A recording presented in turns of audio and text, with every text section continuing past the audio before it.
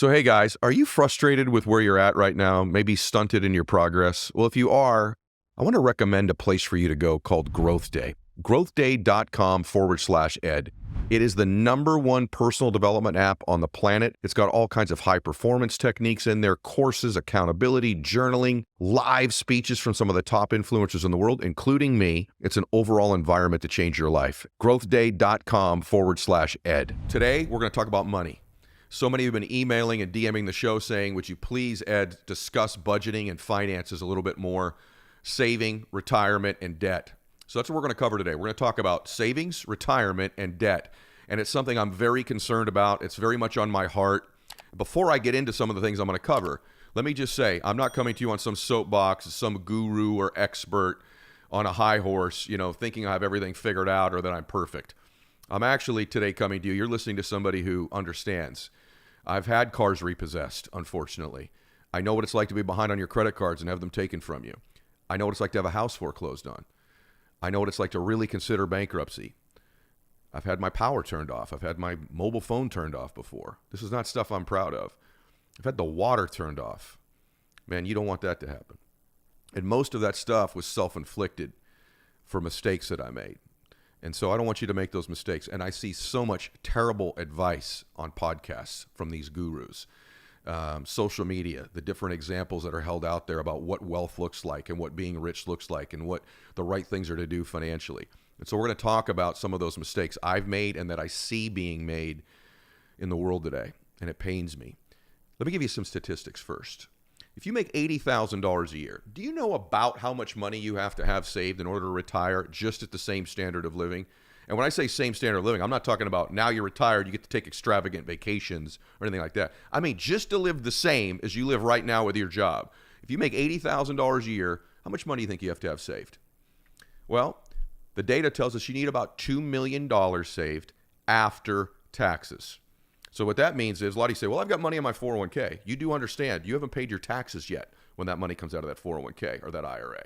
So after taxes, you need about $2 million saved if you make $80,000 a year to provide the same standard of living. How do we know that? Well, at a $2 million amount of money, 4% interest on that would spit off about $80,000 a year. You could live at about the same standard of living that you currently live at now.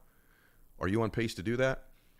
Because let me tell you what the average American, the median American, has saved in the median, $5,000. $5,000 is the median. There's a difference between the median and the average. The median is the person in the middle. The average is when you take all of the affluent people, wealthy people, and all the people that have nothing. The average savings is about $100,000 currently. The median's $5,000. That's a problem because when you look at debt, the average American has $114,000 of consumer debt. $114,000. That doesn't count their home loan. That's college loans, car loans, credit card debt. Average person carries about $10,000 on a credit card. Average interest rate about 15%. Can you see there's a problem? We're in a consumer culture. We're in a culture that tells us to spend to keep up with people. We've also got a lot of influencers out there telling you to get rid of all of your money, that you should just, every dollar you get, you should get rid of it, spend it somehow, or invest it, and stay broke so you stay hungry. Let me say something to you about that first of all. That's terrible advice. This idea that the only way you can stay driven and hungry is to remain broke or to get rid of all of your money is insane. If your motivation level is so low that you need to deplete all of your cash in order to stay hungry and motivated, you don't need to check your bank account. You need to check your actual inspiration level. That's insane. And so the other thing that's in our culture today, and I'm going to give you some of the keys, is that we're trying to keep up with the Joneses. We're trying to impress people by buying really expensive things. Let me say something to you. I've been very fortunate. I've had, like I said, you're listening to somebody today who's had their car repossessed, home foreclosed on, power turned off, water turned off. None of those are things that I'm very proud of, okay? But I've also been blessed to become very wealthy. I've been blessed to, I've driven every car you could possibly ever have. I've owned them all, basically most all of them. I've had 6 different jets, including a Global Express that I bought from Oracle. I own my own island, right? I've owned multiple oceanfront homes. My studio right now is in one of them. I've owned some of the homes in the nicest neighborhoods in the world. I've had, all the material things you could possibly want. And let me tell you something, they're really nice to have, but you can't enjoy them if you're broke. Living in a really nice house that you can't afford and that you're sweating the payment on all the time is no way to live. and trying to keep up with people to impress people who don't care by buying stuff you don't need is insane. And I see it happening. And so striving to impress people with material things, let me just say this to you up front, doesn't work. It doesn't impress them. And for the few that it does impress, those are the wrong types of people. You want people to be impressed with the content of your character, with the way you live your life, the way you treat your family and other people. And if to get them to be impressed by you, you need a particular purse or a particular jacket or pair of shoes, those are people whose approval you don't want anyway. Yet we seek it, don't we, to keep up with people. We're in a consumer culture, which is why consumer debt is so high relative to savings. And by the way, if you're a young person listening, you go, well, I don't care about retirement. That's 30, 40 years away. First off, it's going to happen faster than you think. But let me ask you this. Do you want to be in control of your life? Do you want to be able to call the shots and not have the world dictate shots to you?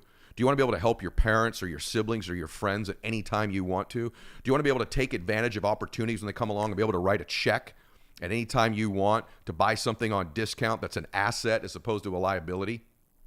So at any age, you should be saving money. I figured this out. By the time I was about 23, I had made some money. And like I said, I had a house foreclosed, a car repoed, and I started to change the way I viewed things. I found out most of these people I was impressing with these cars that I had, they weren't around once I didn't have them. They weren't impressed with me. They were impressed with the car. And you know the other thing about nice stuff? It's out of style in like 2 or 3 years anyway. Right? Like the truth is, even a nice house you have, stylistically, in 10 or 12 years, it's dated. It just is. What I started to get addicted to was watching my savings account grow, watching my investments grow, watching my assets grow. I got more fired up every month saving money, stacking paper, than I did with what I was buying to impress people. And then I'm going to give you the keys in a minute.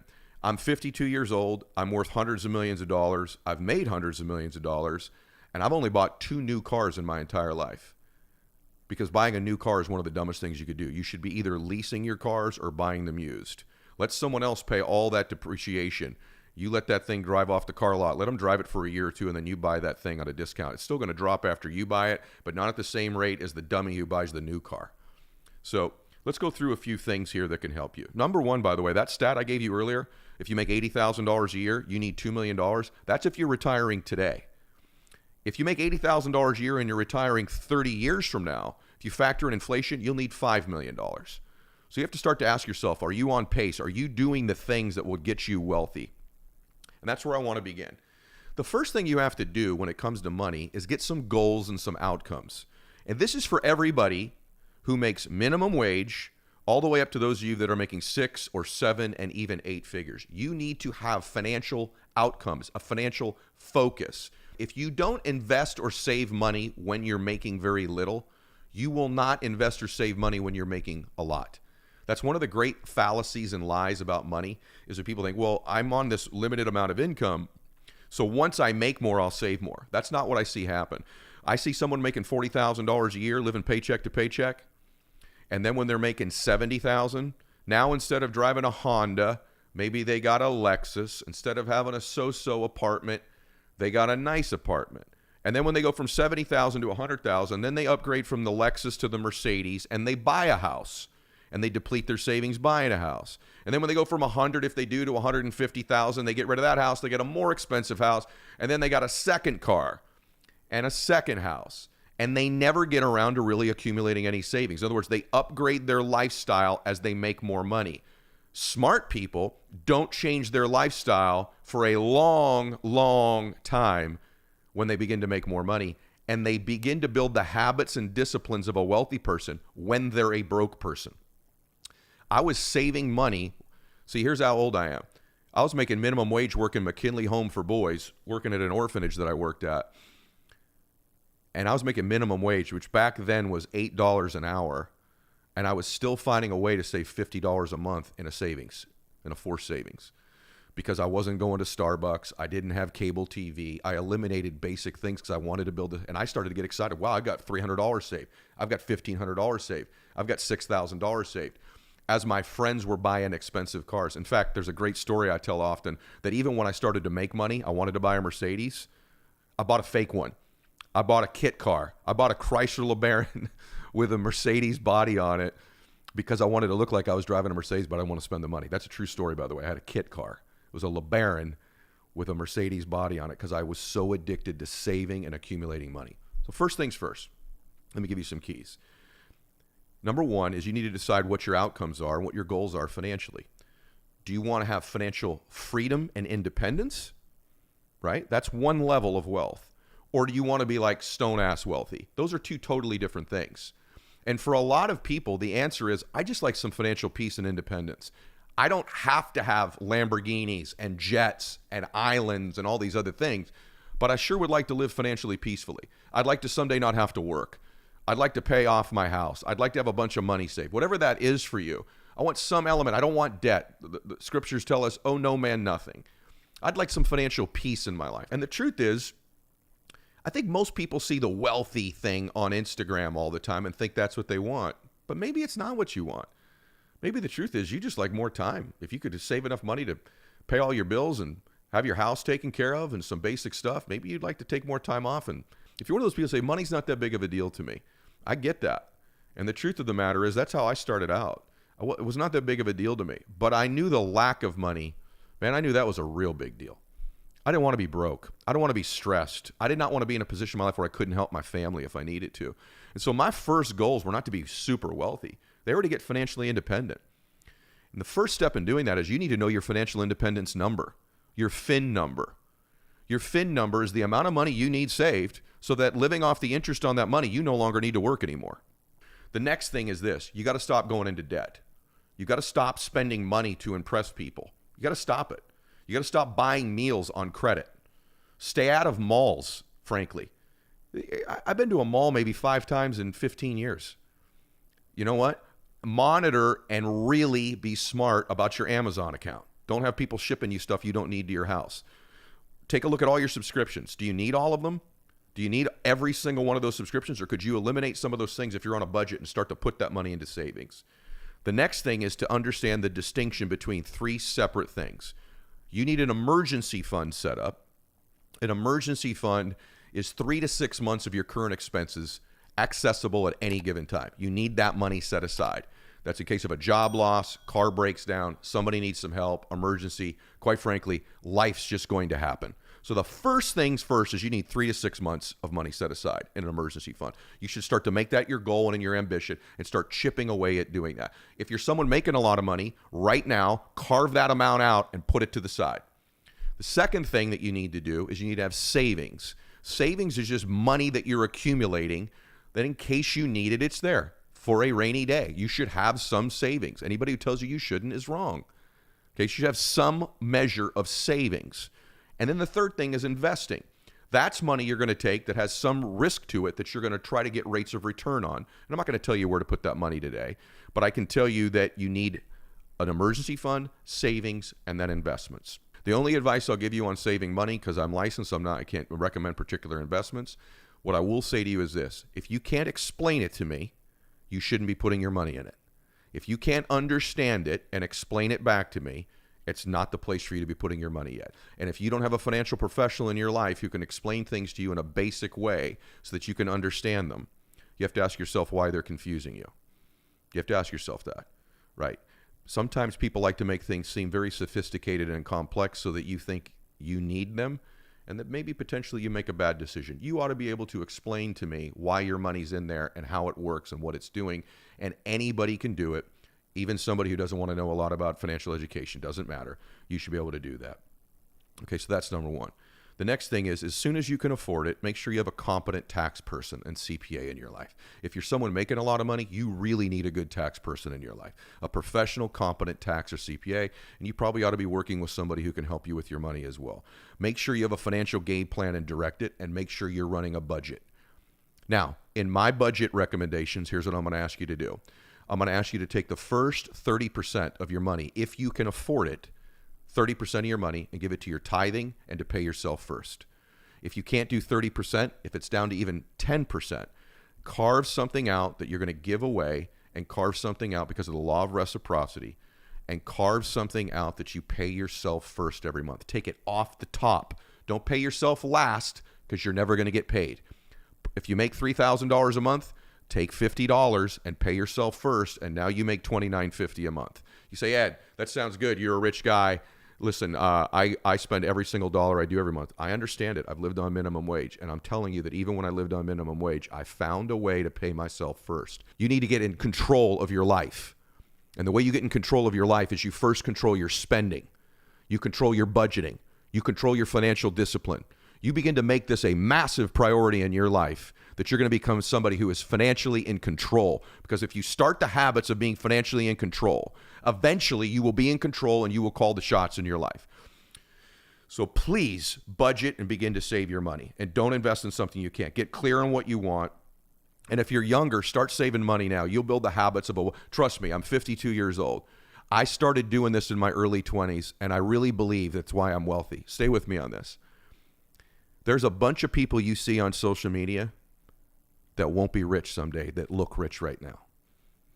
I have more friends in my life, listen to me, those of you that are making a little bit of money, that used to be rich than that currently are. I've watched them go seasons of 5 or 8 or 10 years where they were balling. They were making real money. They were driving the nice car, the nice vacation. They bought this or that. And then, bam, things changed. They got caught with their pants down financially. They had no money saved, no cash, debt up to their eyeballs. You're not. And so I have more friends that used to be rich than currently are because they weren't in control of themselves. They didn't have delayed gratification. They had no financial discipline, no budget, no game plan, no goals, no outcome. Now, when it comes to your investments, let me just say this to you. There's lots of places to save money. I can't recommend it. And I know kind of the cool thing right now, and I've made a lot of money in real estate. That's a great place. Start flipping houses. That's one of the real vogue things. That's great. And maybe that is what you should be doing. But you're one bad flip away from being broke too, which is why you still need cash saved. How about having a plan in your life where if it goes bad, you're still okay? And I'm not talking about, I know maybe you listen to that, you go, well, Ed, that's just a luxury I don't have. Of course you do. You can save some money. There are ways to do it. And if you're not making enough money, then you need to get a second job. Work a second job. I've had multiple jobs at any given time, many times. When I was an entrepreneur, many times I had to go back and get a night job to support my entrepreneurial hustle.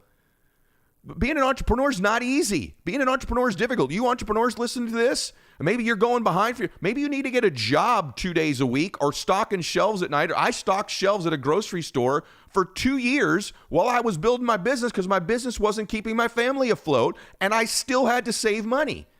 So some of you that are entrepreneurs, maybe it's maybe it's a second job. Some of you that have a full-time job, maybe it's starting a second business.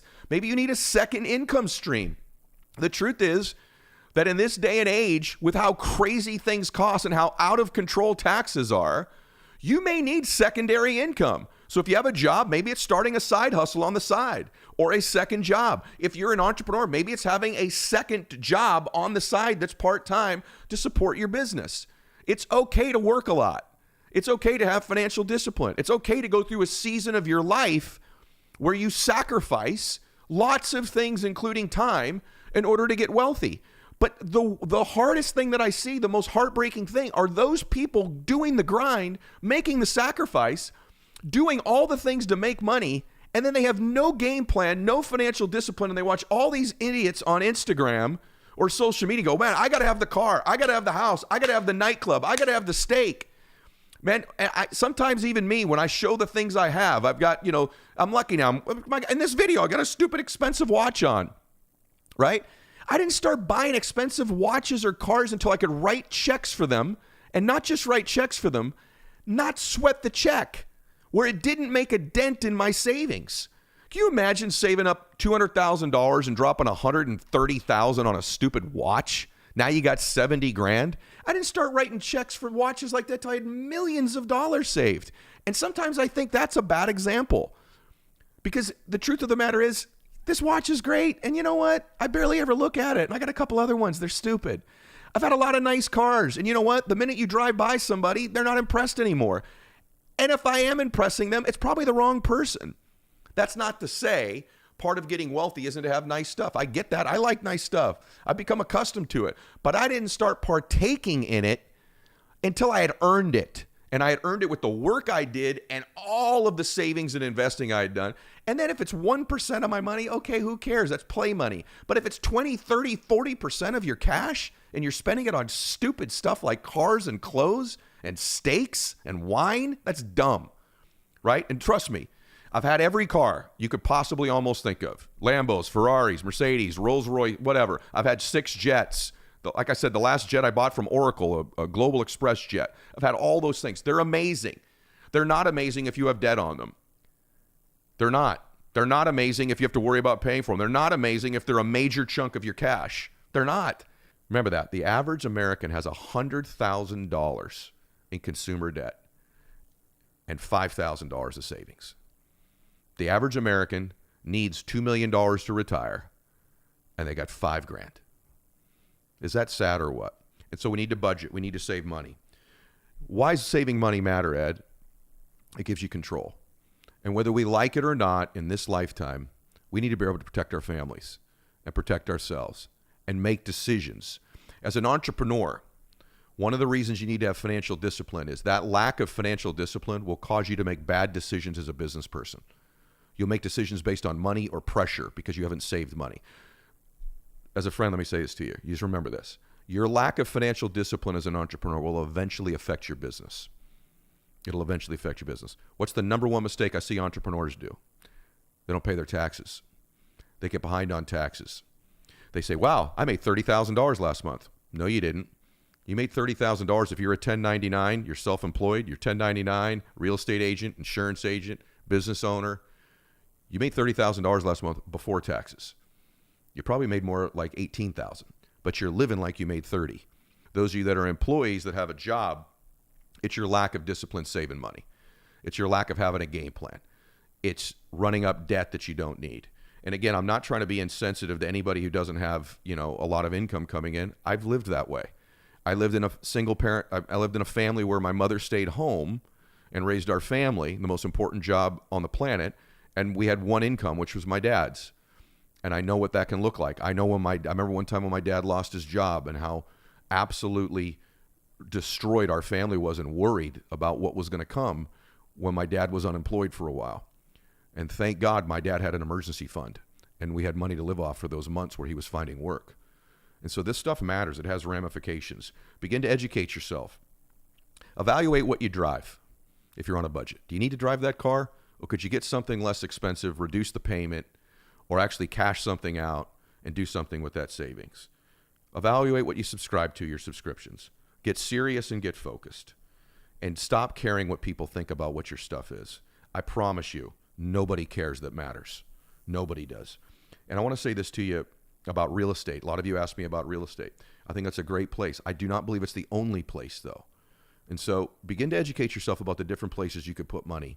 But the most important thing is to begin to build the habits so that you become long-term financially independent and maybe stone-ass wealthy. And for those of you that are making money, please don't be one of these people that was rich just for a little while or successful just for a little while. That you had this tremendous blessing of making some money, maybe more than you've ever made for a little window of time, and you blew it on stuff, and you didn't save and accumulate and invest. Don't go into debt that you don't need to. Some debt is good debt. We all know this. Debt on liabilities is terrible.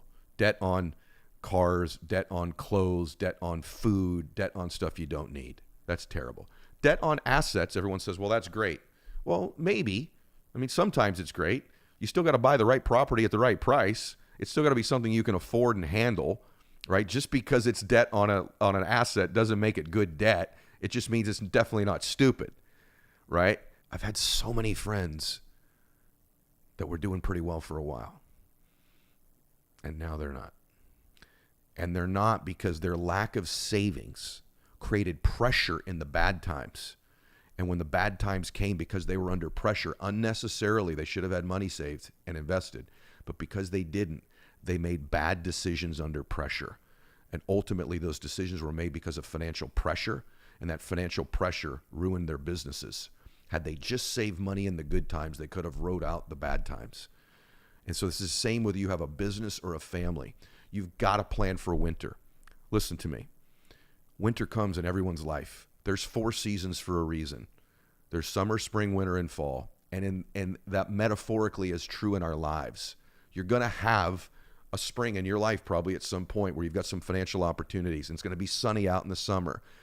And then there's going to be a time where you start to have anxiety and things begin to change. The leaves of your life begin to change, and you can feel it maybe not the way you want it to, which is fall. And ultimately, there's going to be a winter. In all of our lives, there's a financial winter. There's a winter where we lose our job, or our car breaks down, or there's a disaster, or a family need, or our income in our business drops, or we just have massive expenses in a short window of time that we have to make. So that winter is going to come. Please prepare for winter. Whether you don't make a lot of money or you do make a lot of money, I can tell you this: if you begin to develop the habits of budgeting and have an emergency fund and saving money and staying out of stupid debt, right, and investing after your savings, wherever you believe that that's appropriate. When you have those habits and you make good choices and you begin to live in some financial harmony and peace consistent with your values, that when winter comes, you can ride it out. I've had probably 4 or 5 winters since my mid-20s, and I've been able to ride them out. And if I can be really candid with you, because I had saved a lot of cash, I was able to make a lot of money during other people's winters when they had to sell their house or their business or their asset. I could buy them at a discount because I had cash or I had investments. Of all the stuff that I teach about influence, optimal performance, it's this invisible thing, which is energy. And when you're around someone who's successful, and you call it magnetic energy, sort of more specifically, I cannot agree with you more about this. When you're in the presence of it, and the absence of it makes everything so much harder in life to persuade, to attract, to accumulate. How does someone, first off, what is big money energy? And how does someone get conscious of developing it so they can transfer it to people? Yeah, sure. If I could just backtrack for a quick second. Sure. For anyone that doesn't know, I mean, I was born in Texas, bounced around 8 times before 4th grade. Grew up a little bit outside Boston, went to college upstate New York. I was terrible at every single sport. The only thing I liked was theater, in part because I didn't have to be myself, right, on stage. I was not a cool kid by any means. And, growing up on the East Coast school can be tough that way. And so acting and learning how to act gave me the opportunity to pretend to be somebody else.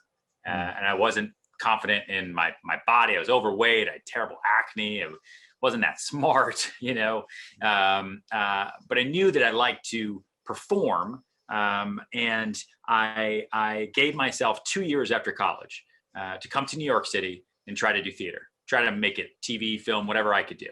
I didn't want to go to LA because I didn't know anybody in the West Coast. I'm, basically from the East Coast. So I went there and I completely bombed.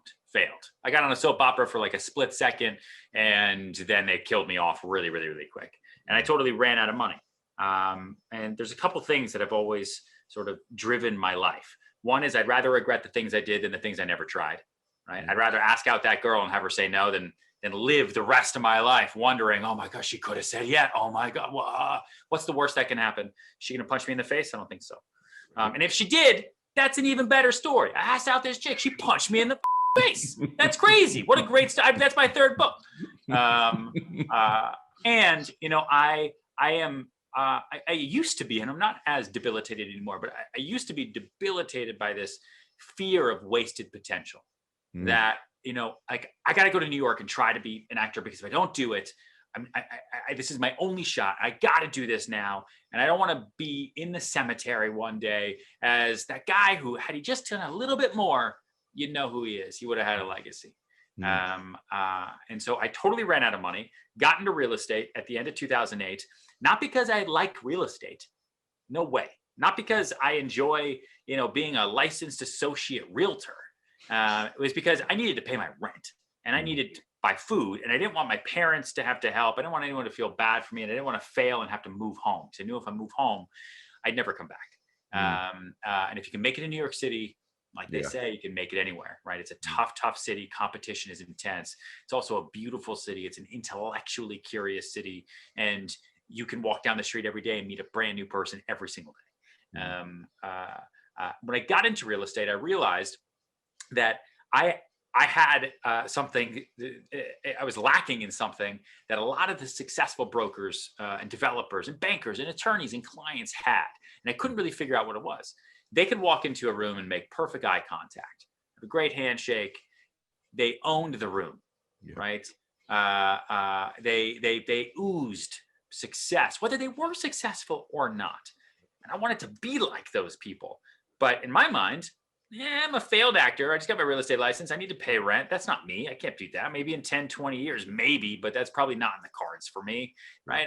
I didn't think success was something that was possible for me. And I think a lot of people end up feeling that way as well. And you kind of like write off your future.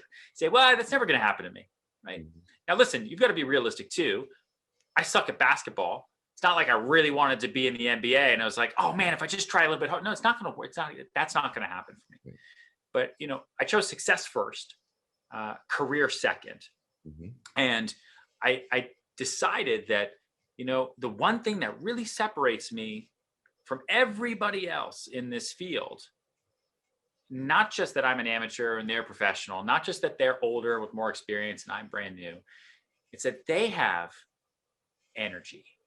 They have this successful energy. They have this magnetic energy. They have an energy that attracts money and income. They have a big money energy. And what that is a unique quality that every successful person embodies. And I think we've all been conditioned to think that the most people achieve success because they're either born rich or they're educated or they're well connected or they're beautiful, but it's just not true. And this is something maybe I'm the only one, but this is what I used to think. I used to think that, hey, some people have it made. I don't. And that's okay. And I kind of like accepted that. But then I realized that I don't have to accept that. I can be the person I want to be right now. Yes. You're all on the same track running. Other people just got a little bit of a head start, and that's okay. Yeah. And so big money energy is my confidence blueprint to help people take back control and live the biggest, most fulfilling life they possibly can. Because even though you can't change all of your circumstances, that's okay. Because if you can change your energy, you can change your life. 1,000,000%. I just want to acknowledge a couple of things on that. I think you can do all the other things. And if you don't develop this magnetic energy, it's very difficult. I mean, you can have the best script in the world, the best closing in the world, the best everything, even the best product in the world. And by the way, you and I both know, top producers who aren't the best closers, who aren't the best prospectors, but they have this magnetic energy about them. A couple of things. How do I develop it? One, I assume you believe you need to be intentional about it in the first place. But you also talk in the book a little bit about, you said, I can become whoever I want. I write my book about, you can just become a new character in the story of your life anytime you want. You could actually begin to play a character. And you say something similar about that in the book. So do we model big money energy, or does that make it inauthentic if we're like somebody else? Like, how do we do this? Yeah, I don't think you model it. There's a big difference for me in acting, doing theater, and actually presenting myself as somebody who was successful, right? And I never, there's no lying, there's no faking it. It was just really believing in your core. And I'll give you an example. Most people know me because for the last 10 years, I've been on a show called $1 Million Listing New York on Bravo. They've either seen an episode on a plane or their friends saw it or just reruns, whatever. Yeah. I got onto that show when they were looking for the top real estate agents in New York City. At the time, they were under 30. Okay. I was 25. And they wanted the best, the biggest, the ones who were doing hundreds of millions of dollars in sales a year. They said, come to our open casting call at the Hudson Hotel in Times Square. And I saw that. I said, all right, I'm doing a handful of rentals. That's definitely me. And so, awesome. So I went. I was like, who are these people? They're from LA. What are they going to know? So I went, and I don't know what came over me that day, but I just was like, you know what? It. I don't have a business to speak of right now. If I get cast in a reality show about being a real estate agent, what's the worst that can happen? I suck. That is actually pretty bad. So let's not suck. But if I got onto it, it's exposure that I would never be able to pay for, right? I can't afford those types of commercials. So let's see what happens. And I went into that audition, and they asked me why I was there. And I said, because I'm the greatest real estate broker in the history of the world. And I distinctly remember them staring back at me and being like, okay, got it. Because I think the 3,000 other agents who showed up that day, remember, in New York City alone, there are 80,000 real estate agents. My gosh. Yeah. So I was one of them. I think a lot of people were probably mumbling and stumbling and like, well, I saw the note in this and I sold this and this. I just laid it out in one line, super simple. Next question. Let's go. I'm busy. Okay. They didn't Can I say ask me something about that? Can I say something? One thing on that, I want to add in two Yeah. things. One, the most certain person always influences the less certain person. So one of the things you did is you brought a ton of certainty, but you just used the word busy. I think one of the ways that you have magnetic energy, guys, if you need to be created, is be busy. Just busyness alone becomes magnetic, because when you have scarcity of time, scarcity is value. Yeah. And so the less you have of it to offer people, the more valuable it is when you give it to them. So I just want to inject that, and you keep rolling. No, that takes me directly into the next point here. They asked me all these questions. Eventually, I left. And I was like, wow, I just bombed that. And then they called me back and said, hey, we want to keep talking to you. So months and months and months go by. Eventually, they say, listen, we've narrowed it down to a big group of you. And so we're flying back to New York, and we're going to follow each of you for half a day in New York City. Don't stress. We just want to see what your life is like. Show us your apartment, your office, stuff like that. It's a reality show, so don't do anything crazy. To me, I said, okay, your first impression is your last impression if you are not careful. The last thing I was going to show them was my apartment and my office that was like in the corner somewhere, and appointments. What was I going to do? Take them on $1,000 a month rental appointment that I had? No way. So I said, this is an opportunity that I have. I told them I'm the best. I believe that I can be the best. I might not be the best today by numbers, but they didn't ask me what my numbers were. They didn't ask me what my listings were. They said, why are you here? I said, I'm the best real estate agent. That's what you're looking for. So why are you asking? And now they're here. So they want to see that. So I scheduled myself a day that, was as busy as one of my busiest days ever. And I would have busy days here and there, but when you're brand new in any business, you have lulls over and over and over. And I wasn't about to let fate control my destiny in any way, shape, or form. Okay. They were going to pick the day. They were going to pick the morning. No way was I going to say, well, no, that looks like a slow morning. I guess that's what they're going to see. No fucking way. Whatever day they pick, I'm going to give them what I told them I was, the greatest real estate agent ever. And so I drove them around the city like a crazy mad person. I booked myself nonstop every 15 minutes. I think I got car sick halfway through.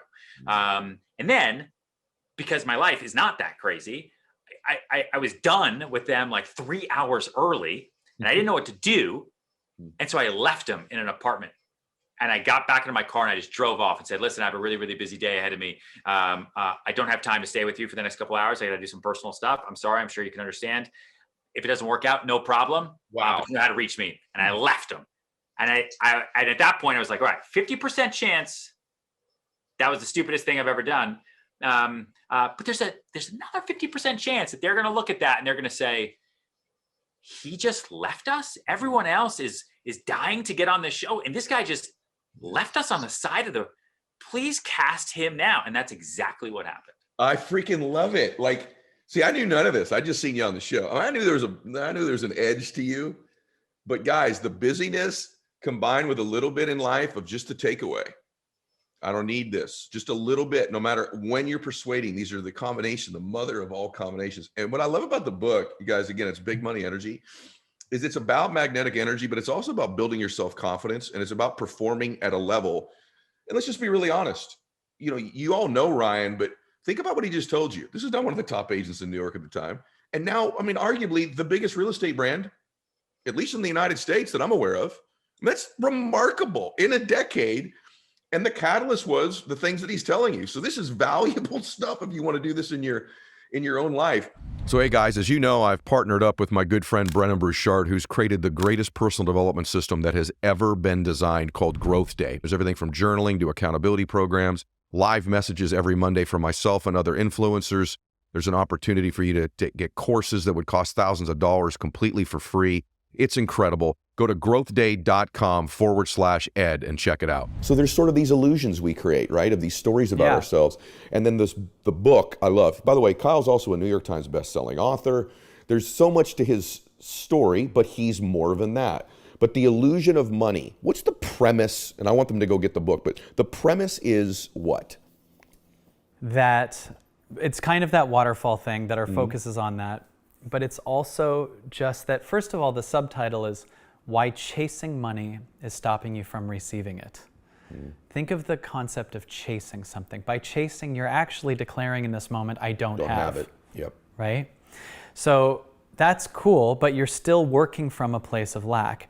I believe that the achievement consciousness and making things happen was a consciousness that at one point was the highest, most measurable consciousness on the planet. Like imagine in the 50s and 60s, many people worked for, a few warehouses and did this. And then like in the 80s, there's this entrepreneurial boom. Mm-hmm. At that point, it feels like, to me, from what I'm seeing and what I feel in my body, the collective consciousness, the factor wasn't that we're now achieving things.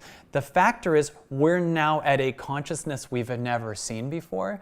So we're at our soul's cutting edge. Mm-hmm. Well, you and I have a million stories of people we know who have made a lot of money and weren't happy. Sure. We know a ton of people. I know people who've committed suicide, had major drug addictions.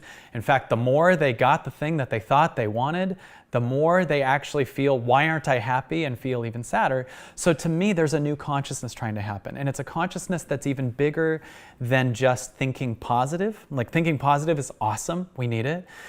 But in thinking positive, this is crazy, but we're implying there is a negative, and which means I'm judging part of myself because that negative exists in me. So the more I avoid my darkness and keep focusing on the light, the more that darkness is going to keep acting out. So my belief is your ability to create is solely based on how much of your, which is your definition, darkness, you fall in love with.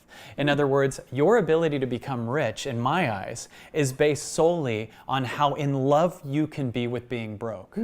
Your ability to have the greatest relationship in the world is solely based on how in love with you are with being alone. The more you don't need a relationship, the more you're connected to yourself, the more you will create a match to that where you have someone else who doesn't need themselves, and that's 1 + 1 = 1,000,000 versus 1/2 + 1/2 = 1/4, where you have two codependents going, you're the source of my happiness and you can help me avoid all of my darkness, so I'm going to make you the source of my happiness, and then in a year we're going to realize this doesn't work because I still am stuck with my sadness. How about not only that, your ability to live your life, I find, is based solely on how okay you are with death. And if you can be in love with death, and death doesn't only form based on, our physical death, our cells are dying all day, we have hair cells dying all day, past stories are trying to die, and humans have gotten this thing that death is a bad thing. So we hold on to old stories via the crap in the garage, the relationship that doesn't serve us anymore, the career that we've been in for 20 years, and these things are trying to die. And I have a belief that's kind of crazy, but there's only two reasons we keep something in our life. One is because we want it and love it and it expands us.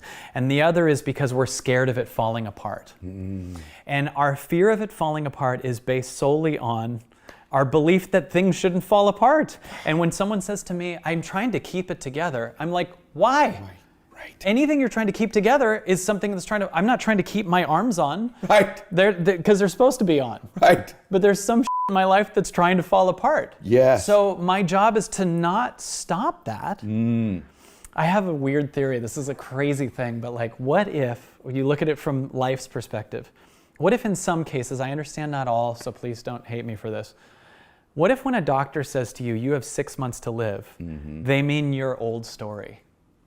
Do you get what I'm saying? Because yes. How many times someone, okay, you have 6 months to live, and then, but they go, but if you change your diet and start meditating, you might have longer. And then the person goes, well, who I am is a bread eater. So maybe your past story is trying to die. Wow. And your job is to become present so your past story can be purged from you. Wonderful. What if the universe and life is trying to purge our old stories, but we're addicted to the story, so we're trying to go down with it? Wow, Kyle. I have to just acknowledge something, just because when truth is present. This morning in my meditation, I have it written down here. This is ironic. I had, what if accepting death is the pathway to living in the present now? That's crazy. So you wrote that down. It's right here from this morning. That's crazy. And so I have to just say, this was supposed to be said here, and it's absolutely profound. And the next layer of that, about what if that story of yours is supposed to die? My gosh, it's just wonderful. Like, that's why you're here. You were here for me today to confirm what I had come up this morning. That is absolutely unbelievable that you just said that. The other thing you said, that there's just so much, but that also that this idea that when you're doing anything, I love this concept for everybody, that when you're doing anything, that you want it to be a win-win-win. Yes. I've never even heard this before. So would you please explain that? Well, so the win-win-win concept is, there are many things in our life that we go, as long as I'm making money, I'm happy, right? Yeah. But there's some things that are also losses for other things. So for instance, to me, soda, if you sell soda for a living, there might be a win, lose, lose here. And what the first win is, I'm doing something I love and I'm making money. Okay, I got a win. But the second one is everyone's getting cavities and people are getting diabetes and they're getting sick, and it might be destroying their consciousness. And I say that while I'm drinking a Sprite, so there's a hypocritical part of me. And vodka. Yeah, and vodka too. You offered it. That's why this is flowing so good. And the third one is, what does it do for the world? Like, soda companies are also throwing plastic in the ocean, right? Mm-hmm. So the consciousness of the world, in my eyes, is dropping in certain products and certain things we're doing. But what we don't understand really is truly the lose-lose exists in your body. In other words, even though the lose-lose is outside of you, you have avatars of the outside in your body. So even though you might be making money, there can't be a fulfillment if it's destroying the planet, because the universe can't support you in the highest if you're also hurting things, right? So one thing that I noticed that's really interesting is that companies that do sell things like soda and are very successful, they're really good at selling a why, right? Yeah. Like, if you drink this beer, you'll get laid, is the commercial, right? Yep. You'll have friends, you'll party. Do you realize that meditation and yoga tell you a how, but they don't say a why? Like, do you realize meditation will get you way more laid than Sprite, right? Like, and there's so many great things that come with meditation, but when you watch a video, it's like, I'm going to show you how. Yes. But I don't get why I'm supposed to. Well, you're going to transcend your entire past. You'll probably create a space to receive higher levels of health, better relationships, way more income, but you won't care because you'll be connected to yourself. So I like to do things that are a win-win-win. Does it expand my soul to do it? That's a deep question. Do I feel growth? Like, you like doing this podcast because you change, right? Certainly. It's also a win because people that watch it are shifting. Yes. I'm shifting talking to you. I'm teaching myself right now. Right, sure. My events are called Evolving Out Loud because, have you ever given someone advice and then you learn from the advice? All the time, yes. Isn't that weird? Sometimes we'll give people advice they aren't even asking. Certainly. Like, they're like, I got a stomach ache. And you go, I think you should break up with her. Right. Single. And this is for me. Right. So Evolving Out Loud, my events are me. If there's a me that gives advice and then a me that learns from the advice, doesn't that mean there's two me's? Right? And the third win of your podcast, I'm doing two analogies at the same time. I'm pulling them together. I get it. The third one is, are people changing? Like, are you raising the success, the consciousness, the growth of the planet? This is in full purpose. There would be a lot more pain if we were just creating distracting, in this moment, nothing gossip, content, right? Yes. So, by the way, I think you feel that way when I think there's an emptiness when you have a conversation like that or a transaction like that, don't you? I think you feel an emptiness. There's an energy that is depleted from you when you have an interaction like that with somebody. And then there's an interaction like this where my energy is growing throughout it. There's something in my energy that's being fed. Do you think that's true? Yes, I think that we're learning more and it's actually connecting us more. I think that the longer this goes, you notice that this kind of interview, like the farther it goes, the more in this moment you are. Yes. In some things we do, how come the farther we go, the more exhausted we are? Yeah. Like, I do a 6-day event off the cuff. By day 4 and day 5, you'd think I'd be out of content, but the truth is the ego has been so removed because I've been in my creativity for 8 hours a day that by day 4 and day 5 and day 6, I'm just in total flow. Yeah. And I like doing long events just to access that. It's interesting because this also brings up a concept that's in the book that I bet you'll think is really cool. that I want to offer people, which is the idea of A money, B money, and C money. Okay. A money is money that you spend on stuff to create an addictive distraction in the moment. So whether it's to, have a big party, to buy the carton of beer, whatever, A money is just like, let's say you have 3 different people that each got $1 million. The A person spends it quickly on a bunch of parties, right? And whatever, the most expensive car, this is A money stuff, right? Okay. B money is when you put your money into something and it invests itself, right? That Robert Kiyosaki, right? I'm buying stocks and I'm buying You're an investor. a liability, or assets versus liabilities, right? That's cool. What if we add a new consciousness of C money? C money are things that expand you. So if you take 2 months to move into a cabin and have no cell phone, who would you be on the other side of that? And would that be worth more? Going to a meditation retreat, buying a book like this, or your book, right? Things that will change literally who I am. Delegating to someone else the things that aren't a vibrational 10 for you to do. Having a personal trainer, a nutritionist. These are things that will change you. And when you change, you're more receptive, in my eyes, to receive more money because you actually killed off the story that sees itself as not worthy of it. So what I like to do is ask myself, is this a C money investment? I love that. I get asked a lot, and I always want to say this with all the love that I can muster for somebody, but they'll say, hey, I want to be the best speaker in the world like you, or I want to be a coach. And I often say, I think the thing you probably should do first is build your resume. Yes. Like, do something first. Have some credibility to your message. Say, this is what I did. The reason I wanted you on is you built real wealth as a young woman.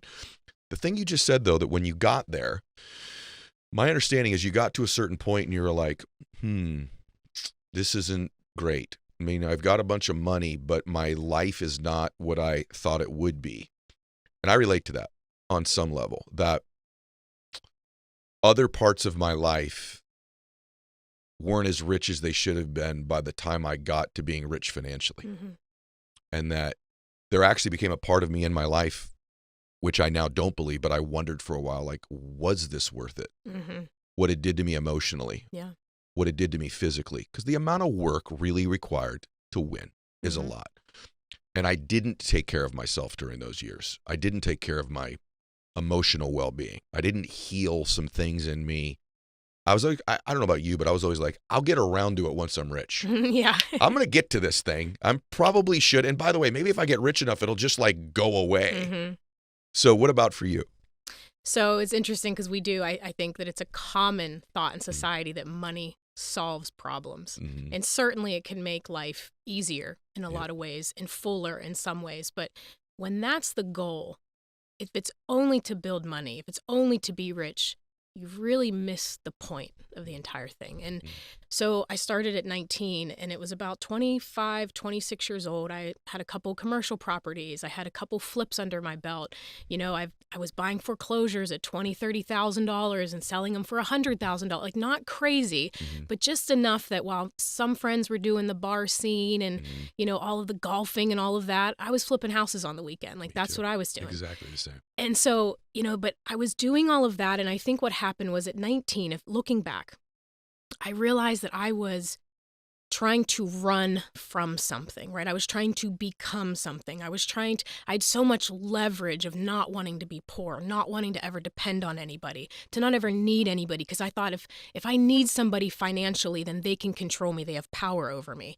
And coming from the childhood that I didn't ever want to have someone have that control. And so I feel like I ran so hard that once I was getting there, if you will, I started getting there and having money and having all of these things. I was like, is this it? Like, did I climb this mountain? Did I get out of poverty? Did I overcome all of this for this? And I felt so empty. Like, I had more than I ever had in my life, but yet I felt empty. I'm like, how is this possible? And I had bought a building at the corner of town, and I had no clue what I was going to do with it, but it was a good deal, and so I bought it. And I was driving by that building that day. I was in a black Escalade, had the shoes from the outside, all the things that the girls want, right? And I'm like, what am I going to do with that building? And it was like a voice, just like us talking, said, put your animal shelter there. And I thought, I've never wanted an animal. Like, that was never a conscious thought in my mind. And it was like when I looked at that street and I saw the businesses that I owned and the buildings that I owned, and I heard that, it was like the recognition of everything I had and also what I didn't, all in the same moment. Because while I was trying to build wealth and build the business and become this thing, I realized that I was driving home to a guy I didn't even know if he loved me or cared about me. I had, friends that I wasn't even sure if they were really my friends or if it was just because of business and all of these other things. And when I heard that voice in that moment, it was like I realized that all of this really means nothing. That if the goal is to build money and have the things and to be rich, we actually miss the whole point of why we're here. Yeah. It's to contribute, it's to give, it's to make a difference. And so from that moment on, I took, again, in fear, no clue on how to start a nonprofit. I took every step forward on figuring out how to start a nonprofit and how to take this building that I bought and turn it into an animal shelter and start saving lives. And then, we grew on from there and developed a sanctuary and have programs for at-risk youth and kids that are abused. But yeah, so I mean, it's interesting when you're running from something that you sometimes forget to pause and realize how far you've come. Because sometimes those mountains, we get so focused on climbing that mountain that we don't realize that maybe this next mountain isn't for us to climb. Maybe we need to look back and acknowledge on all of those hills that we came through and see if maybe there's something we've missing. Sometimes I feel like we're so focused on what we want in life that sometimes we miss what we can actually have. Oh, wow. And that it might just be that much bigger and bolder than what we truly want. Yeah, you're amazing. That's wonderful that you've done that, by the way. One of my favorite things ever said on the show, right there. Oh. In 500 shows or whatever it is. We're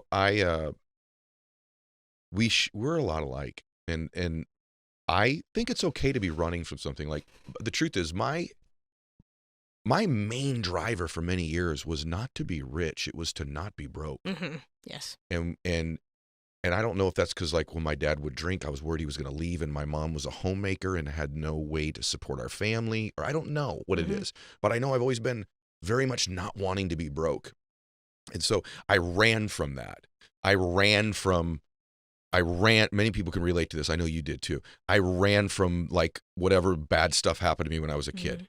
I wanted to get as far from that as I could. I ran from my lack of confidence. I ran from feeling insecure. I ran from fear, right? I ran from those things. And I actually think most successful people have that in common, and it's okay. But I want everybody to hear this, because I'm writing about it right now, but I just think what you just said is so eloquent. It's okay to be running from something, but at some point in that race, you have to begin to run towards what your dream is, towards what fulfills you. That'll only take you so far. And when you finally get away from it, like you said, I'm rich now, I'm no longer poor. You go, this was it? Because I never ran towards what I wanted to become. I didn't run towards what I wanted to create. I didn't run towards what I wanted to give. And it was only till later in life, maybe like 20 years ago, that I went, I'm going to both not be back there poor, and I want to live richly. I want to give. I want to share my message with the world. I want to grow and contribute to people. So in the midst of running from something, if you're at that stage, it's okay. Just heed our advice. At some point, begin to run towards who you want to become as well. And what you'll learn is that you don't have to really run towards it. It's already within you. It is. And you just magnify more and more of who you've always been in there when you find your real home. And that's all that money really is. Right. It's a magnifier. Is that what you mean? Yeah. I mean, if you are already a good person and you have a heart to help people, and maybe you're doing that right now in some way, like all that money is going to do is give you that. It's going to magnify it. If you're a jerk, you're just going to be a bigger jerk with money. That's really all it is. It's going to magnify who you are. And so for me, it gave me the ability to, buy my dad a motorcycle and, be able to like just gift and donate and serve and start a farm and all these things. And I think that's really where it is. But I think where people get tripped up is they sometimes have the big idea. They have the big dream. And then it gets replaced with big fear of either not being enough or not, having the right education or not being from the right family. And so one of the things I did is really young, and I don't know where I got this from, but I started writing down all of the things I overcame on a list, like just literally writing it down. And if you're not driving, you're listening to this, I would encourage everyone to do this because I think it's a really powerful exercise. I've never heard anyone else talk about this. But grab a sheet of paper. And if you're struggling with something right now, if you don't know, like, what is this thing for me, or I'm too scared to do this next thing, or I can't create wealth, I'm always going to be here because of X, Y, and Z. I want you to write down everything that you've overcome, everything that was sent to destroy you, everything that was meant to cripple you. And write down all of those things. Was it, losing a parent or losing a child, or not being able to have a child, or, suffering abuse in some way? Like, everyone has pain and trauma. And I want you to, when you're about to do this next thing, whether you get inspired from this and you want to go create wealth or start a business, and that fear creeps up, you got to pull out that list and review all of those things and remember who you are. Remember that you survived 100% of your worst days because you're still here. And if you can accomplish all of that, who's to say that this business or starting a Roth IRA or yada, yada, it's all a joke because you've got through all of this other stuff. And I think that's so important for people to remember that how powerful they truly are. Hey guys, I want to talk to you about Shopify. Look, when I started the show, the furthest thing from my mind was doing online business, and now I can't imagine my life without it. So I love Shopify because they're a global commerce platform that helps you sell at every stage of your business. So whether you're in the startup phase where you're just launching your online store, or you're at that really big business where you're like, hey, we just hit $1 million in order stage, Shopify is there to help you grow. They've helped me through every single stage. I wouldn't even know what to do without them. So whether you're selling shipping supplies or promoting productivity programs, Shopify helps you everywhere, from their all-in-one e-commerce platform to their in-person POS system. Wherever and whatever you're selling, Shopify's got you covered big time. They help turn browsers into buyers. They convert their checkouts 36% better than all the leading competitors. And I've used them for everything I do online. So every single thing you see that I market online, Shopify is somehow involved. I wouldn't even know what to do without them. Sign up for a $1 per month trial period at shopify.com/Mylett, all lowercase. Go to shopify.com/Mylett now to grow your business no matter what stage you're in. Shopify.com/Mylett. What do you both believe about money? Do you believe that you have to have money to be happy? Do you believe that it's overrated?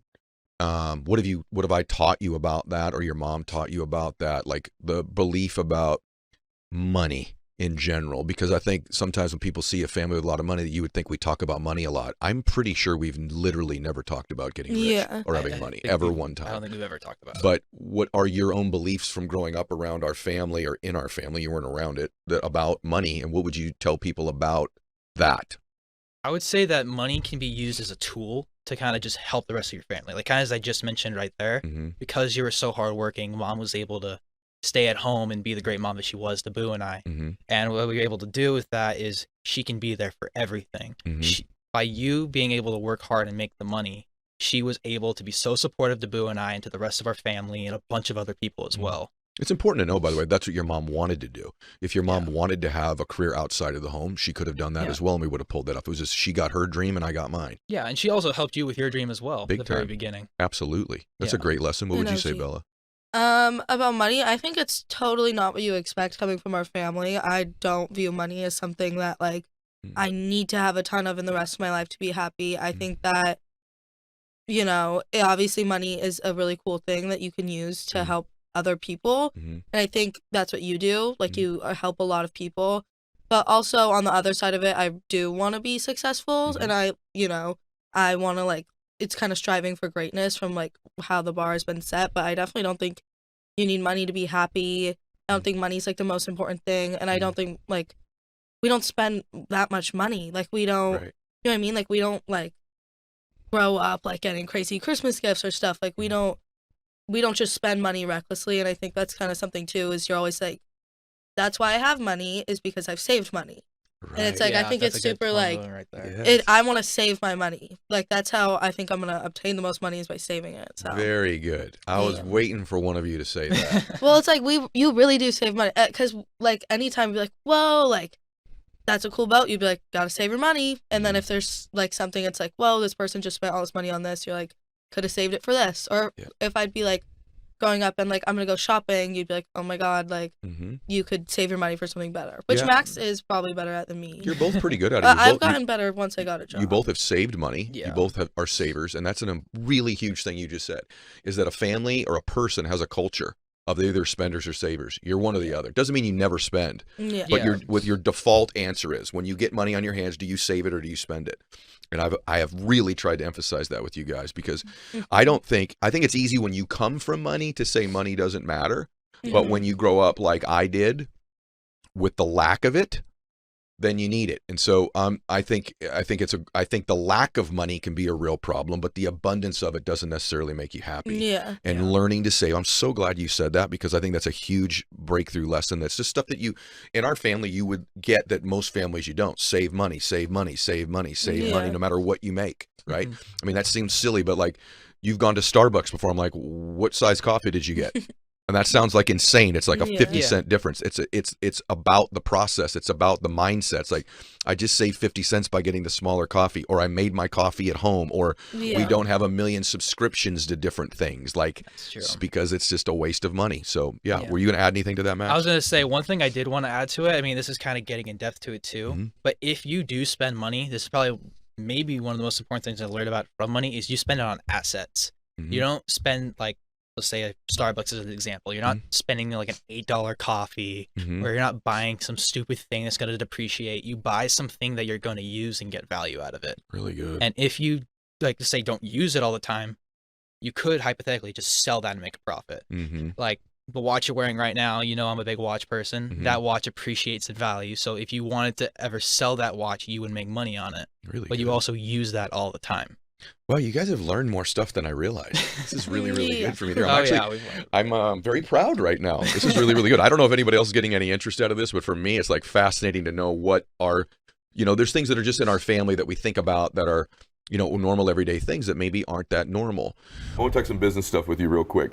What people don't know, unless they're real boxing fans, is you've also kind of manned up in the business side of boxing too. In other words, you took your career into your own hands at a pretty good sacrifice. And so you had a promoter, we don't need to name him, but you had a promoter that you didn't feel like you had a fair agreement with, or they wanted you to re-sign for the same unfair agreement. Is that fair to say? Listen, we had a promoter who I worked with ever since I turned pro back in 2006. I was with them for 9 years of my career. I was champion 2 times under their banner. Contract came up. They believed that contract had an extension that they could apply.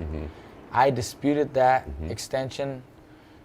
The details, I can go into details if you'd like, if you got time, but short story. Well, it took a long time. 2.5 years. So you were not in the ring. I was not in the ring for 2.5 years. On the principle of making a fair agreement for yourself. Basically, the way I view it, and I'll jump in, you became an entrepreneur. Almost like an employee before you bet on yourself. Yeah, I was betting on myself. Yeah. I believed in myself. I believed in the principles. I knew that what the promotional company wanted to do was wrong. They were offering me a fight in exchange for an extension to the contract, which I didn't agree on. I actually offered to renegotiate. They said no. There already is an extension on the contract. So then my question was, if there already is an extension, why are you asking me to sign another extension? It just makes no sense. They had the title that I had to be vacated. They stripped me from my title due to the inactivity. So the company, because they were not fighting me, they didn't fight. They didn't give me a fight. I ended up losing my title for inactivity, and I lost 2.5 years of my career. When we finally came out of that whole mess, I was in a much better place. Now I'm in complete control. I started aligning myself with some people in the sport that were being supportive, that were helping. Network, advisors, promoters, they wanted to work with me. So we started, creating this alliance, helping me get my fights, fight by fight, working together, but no commitment with contracts. On one fight deal, fight by fight. No long-term contract unless it made something life-changing for me. But still, hasn't happened. You're one of the very few boxers ever to do what you've done. Basically became an entrepreneur, basically bet on himself. He probably wouldn't say it, but I think it cost you about 7 figures to probably do it. It did. Right? It did. I mean, it was a tremendous sacrifice to stand on that principle. It cost me more than that if you consider the money that I basically didn't earn. Didn't make boxing. Didn't make Several boxing. $1 million then. So it was several $1 million that I pretty much lost. Moments that were scary were moments where I still had mortgage, I still had some bills, and some of my tenants were late, and I gotta make those mortgage payments. And in all honesty, there was moments where I was broke. Yeah. As far as cash, liquid cash, I didn't have it. Yep. I had to wait for another installment from this, business, or from this sponsorship, or from my rentals or whatever. Moments where I didn't have more than $300 in my That's account. amazing to me. Wow. Honestly, Okay. no lies. Wow. Moments where I didn't have no more than $300 in my account. My gosh. And what I do, I go buy groceries instead of making that bill. Wow. Instead of paying that mortgage or paying that whatever it So was. a world champion is in Yeah. that situation on the principle of it. On the Wow. principle. Wow. And things. They were betting on that, weren't they? They were betting you'd cave in. The technique or strategy that I think they had was exactly that. That Yeah. I would cave in, that I would fold, and come back and take whatever they offered. Yeah. Give some people money advice. Like I know, with all my athletes, I always ask them, how are you doing financially? And you don't have to get into your personal finance, but you're doing very well now. Yes. And you're big on not being in debt and saving Yes, money. yes. Do you mind telling them like how much being rich compared to looking rich Yeah, is yeah. important to you? You know what I'm saying? Like a lot of guys want to look rich. Yes. You want to be rich, right? And so, and you talk, if you don't mind, Listen, like what you've I'll done for share, your yes. kids, Look, college stuff, all that. I've seen a lot of fighters pretend like they're rich. A lot of people. Yep. A lot of people, but Yeah. It's more in boxing. I see it in boxing Yeah. more. Yeah. They make $100,000 to go buy a $80,000 Mercedes. Yeah. Right. It Right. makes no sense to me. Right. But not many people think like me. Not many people have the experience that I have. I've seen a lot of fighters. I've seen a lot of cases. My dad has given me a lot of advice, even though he didn't have the education, but he always, would advise me and tell me to make sure I do well with my money, I save my money, put it away in things that can help me in the future for my retirement, think about the future, think about the kids, that kind of stuff. So when I started making some money, $200,000 fights, $300,000 purses, first thing I started doing is started buying some houses, some real estate, rental income, some flips, stuff like that. That let me get through the 2.5 year, layoff. I was able to make some money on the side like that. Now I'm fortunate to make better money than ever. I'm doing very well, making more money than I ever imagined I was making at this, age. Paid off everything that I have. Awesome. I have several rental properties, income. Some they were paid for, some had mortgages, and just being paid by the rents. Yeah. I'm not making money off of them, but my money's safe. Yep. I'm not getting rich off of $1,000 a month Right. income, but my money's safe there. Yep. You have $400,000 in that property, you have another $400,000 there. So after making good money now, I paid everything off. This last fight, I paid everything off. Awesome. Paid all the cars off, paid all the credit card. I honestly don't even use credit cards, Yeah. but little $10,000 credit card, whatever. Paid that off, paid my houses. Yep. But even before that, I secured my kids' college Awesome. accounts. I have college accounts for them. So that's secured. My retirement, I have another account set up for retirement. I love this. I'm completely free and Yeah, clear, yeah. and basically, financial. It's a great feeling, isn't it? A great feeling. I was so happy after this last fight. Yeah. Because I knew exactly what I was going to do. Yeah, you knew what you were going to do. So You had a after the plan. last fight, we had my first guaranteed check right away. That comes from the network. We have a check. Yeah. Solid. Yeah. 2 weeks later, I get the other check. Yeah. Another week, another check. Yeah.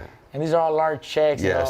7-figure checks. Yes. Like, yeah. So awesome. I put one aside for taxes. Yeah, you better do Put that. one aside for Yeah, taxes. that's I knew another that- lesson. I knew Yeah. that's not mine. That's Yeah. taxes. Yeah. But I still have the other two. Yeah. Pay everything off, take care, and I still have all this, deposit. The best feeling in the Dude, world. People best. get advice going different ways. I'm just tell you, just so you all know, this is how rich people think. It's how I think. It's how rich people think. Rich people do not love tons of debt. I don't care. You want some debt on some of your real estate? That's okay if it's going to appreciate. But you pay off your cars, you pay off your stuff, you fund the college stuff, and you get excited about saving money. Like your face lit up about saving the money, not spending the money. Other dudes sit in that seat, their face gets excited about spending the money. What's the next purchase? Right. What am I going to buy? What am I going to buy? And Right. it's okay to treat yourself. Of course. But at your means, know where you stand, what you can afford. I mean, just because you made, like I said, $100,000 in one exchange or transaction doesn't mean you should buy an $80,000, $100,000 Mercedes. Thank you. It's not. It doesn't work like that. Yep.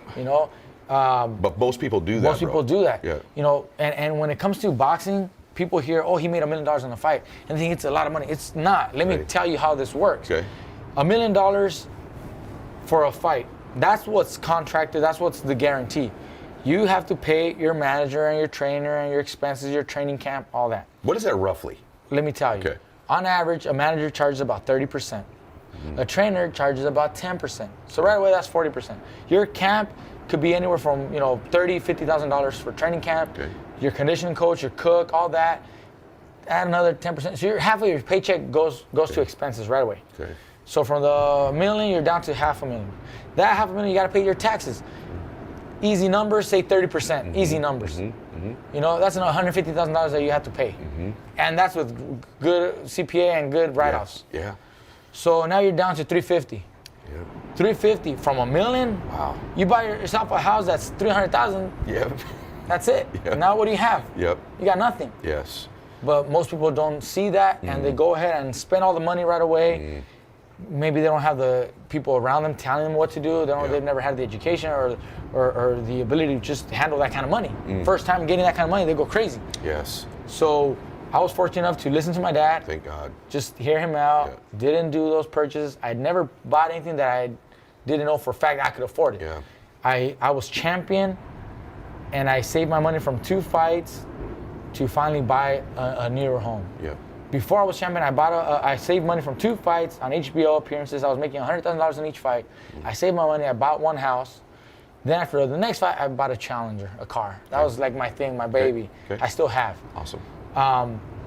But it's not buying, extravagant stuff. Yeah. $100,000 Mercedes. Not yet. Yeah. I bought another house after that. Bought another house. I'm buying stuff that I know is going to help in the future. Yes. It really helped during the years that I was off. Thank God. Those houses, those rentals helped. Yep. Those flips helped. Yeah. I love how you think. It was a different process to make it through those 2.5 years. When you're not making, $500,000 a fight, you're not making $300,000 a fight. Yep. What do? You're living, on a budget and gotta and you were spending watch what you're spending. You still have to spend money, but you have to do it a certain way. Yep. And by the way, that happens with everybody, though. Even in every business, there's seasons where entrepreneurs are doing really well, and then they're not. And it's amazing to me when guys don't think they're going to go through a 2-year drought. Yeah. And you're going to go through a 2-year drought if you're a boxer, if you're a businessman, or business person rather. You got to save money. You got to prepare yourself for that.